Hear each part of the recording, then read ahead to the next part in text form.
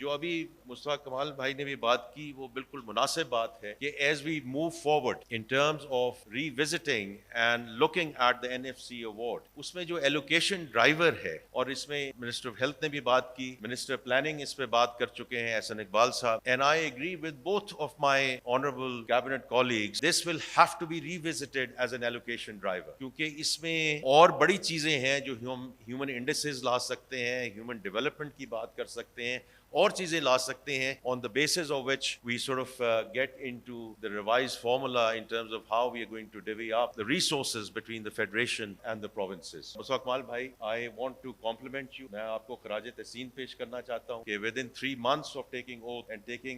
being in charge of the health portfolio, तो मैं आपको again I want to congratulate you for getting this